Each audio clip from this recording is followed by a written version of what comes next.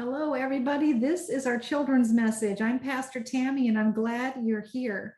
This is for children of all ages, from 1 to 101, because we are all God's children. Did you know you are wonderfully and fearfully made by a loving Creator who created you in His very own image? You are created with a mind and a soul and a will. You're created with a physical body and a spiritual body. We are created in God's image, body, soul, and spirit. Did you know that the human brain is the most complicated, intricate, and still mysterious creation in all of the earth? The brain, however, cannot do its job without the five senses, without seeing, hearing, tasting, smelling, and touching. And so the brain needs these things to get information. In fact, our five senses are the only way our brain gets information. Sometimes our brain gets so much information that it actually has to decide what to pay attention to and what not to pay attention to. That's one of its biggest functions. If you pay attention to where you are right now, just become very aware of your surroundings, you'll start to notice things that just a second ago you had kind of tuned out.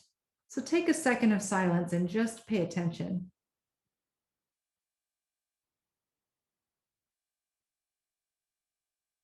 Maybe you've noticed some noise in the background that you had kind of tuned out. Maybe you noticed where you're sitting, the pressure of the chair on your legs.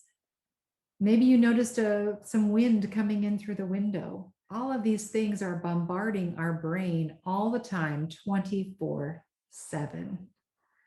We are fearfully and wonderfully made. Our passage today in the main service was about the story of Jesus being in the room with his disciples after he had been resurrected, after he came out of the tomb. He appeared to his disciples. And in that passage of scripture, in the book of Luke, chapter 24, Jesus is coming to his disciples and he invades all of their senses. They can see him, they can hear him, they can touch him, they can even smell him, I imagine, because he just came from the grave, and I'm sure the scent of all the embalming spices were still on him. And they could even taste because he shared a meal with them. He was hungry. He said, "Do you have a piece of fish?" And I'm sure from that day forward, every time the disciples ate a piece of fish, it would transport them back to that moment. So Jesus in that room was showing his friends, his followers, his disciples that he was very real. He wasn't a spirit, he wasn't a ghost, he was very real, flesh and blood.